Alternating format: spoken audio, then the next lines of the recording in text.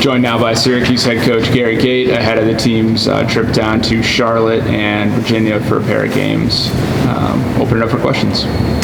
What's your excitement level and kind of feelings going into this event, the lacrosse basketball? It's pretty unique. Yeah, it's awesome. I've coached in it one time before. It wasn't right downtown. It was out of town a bit, but it was an exciting event, great atmosphere. So I'm expecting it to be a good experience for the entire team, and it should be fun. Top 10 matchup, rivalry matchup, but it's on the road at a neutral site. I guess, how does that change the environment you're expecting at all, and just kind of the rivalry aspect of this game? I don't think it changes a whole lot. I think there's going to be fans from both sides there. That's probably going to be the biggest difference, is that there's not going to be a home field advantage as far as fans go. But, the matchup, it's incredibly important for us, to try and get over the hump and get a top 10 win. We don't have that yet. We've been close twice, and we have plenty of opportunities ahead of us, but we'd like to start getting those W's now. So we've been focused on improving our end of game play and doing scenarios where we test ourselves down, a goal up, a goal tied, and hopefully all that extra work will pay off. When it comes to a game like this against a team that kind of just the win of their last few seasons against Virginia, how big is it to start fast and kind of, temper their momentum a little bit? Yeah, you certainly don't want to dig a hole. A team like this they're very talented. They're playing really well right now, and we need to start sharp, make some plays, and give ourselves a chance. So that's the game plan, is to start attacking right away and win some face-offs and hopefully put the ball in the back of the net and get off to a great start. First game away from the Dome this year, does that play a factor in at all in terms of the preparation? Obviously, first flying trip, first. I think it actually gives us more time to focus and be prepared. That's the beautiful thing about going away on the road.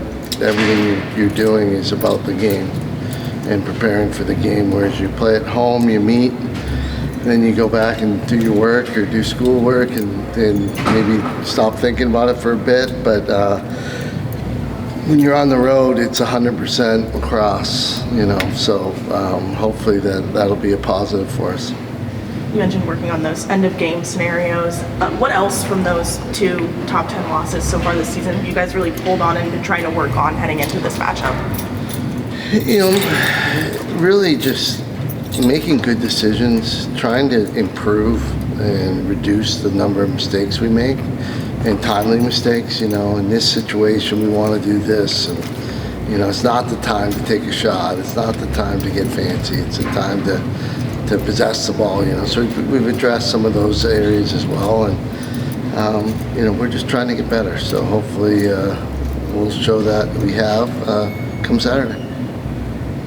Addressing kind of the idea of making better decisions, is that an on-field practice thing, repetition and just getting a lot of shots off, or is it in the meeting room talking about certain scenarios, or both? It's everything. It's mental, really. It's about being prepared mentally so that you do the right thing when you need to, and that's just repetitions on the field. It's repetitions through visualization, and then it's a matter of being calm and collective and being able to make those decisions under pressure.